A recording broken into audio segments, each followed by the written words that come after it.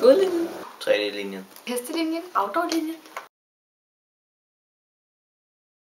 Altså, jeg synes, alle kan gå her. Det skal i hvert fald nogen, der gider det der linje, fordi ellers bliver det hurtigt kedeligt. Folk, der godt kan lide at lave 3D og interessere sig inden for spil og animation.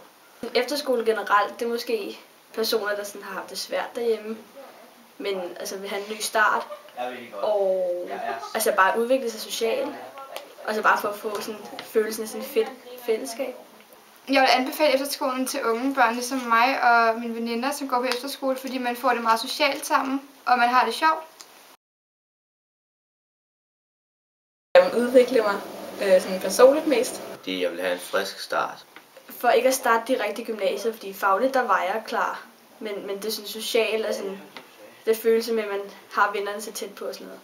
Det er fordi, at jeg skulle lære at være mere moden, så jeg kan flytte hjemmefra senere på et andet tidspunkt.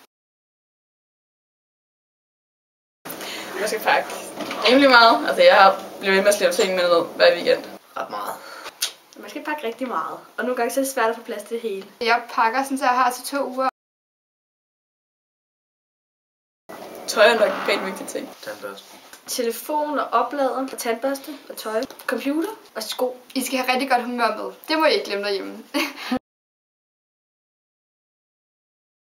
Det er kun de rigtige venner, jeg sådan har stadig kontakt med. Rigtige venner, de holder sådan kontakten og finder ud af, hvem sine rigtige venner er. Ja, det synes jeg, men hvis man bare ringer sammen nogle par gange om ugen, så er det fint nok. Eller nogle par gange om måneden, så skal man nok sørge for at have kontakten.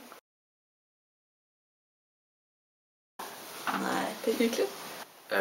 Jeg vasker ikke mit tøj selv. Nej, altså, det er sådan bare normalt. Det skal vi også, når vi bliver gamle. Nej, jeg har vasket tøj selv lang tid, men jeg tror, at hvis man kommer som ny, og ens mor plejer at gøre det for en, så er det nok lidt svært.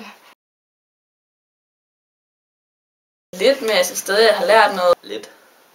Nej, det er sådan cirka det samme. Nej, jeg har faktisk holdt min standpunktskarakter. Nej, jeg skal endnu meget mindre med mine forældre. Nej. Nej, altså man kan godt mærke, at de savner en. Så jeg tror, at de prøver at lade være med at skændes. Nej, det gør jeg ikke. Det er faktisk blevet lidt bedre. Ja. Ja. Meget. Jeg er rigtig glad for at gå på efterskole. Man kommer også lidt væk hjemmefra, og man lærer nogle andre personer at kende. Det synes jeg er vildt fedt.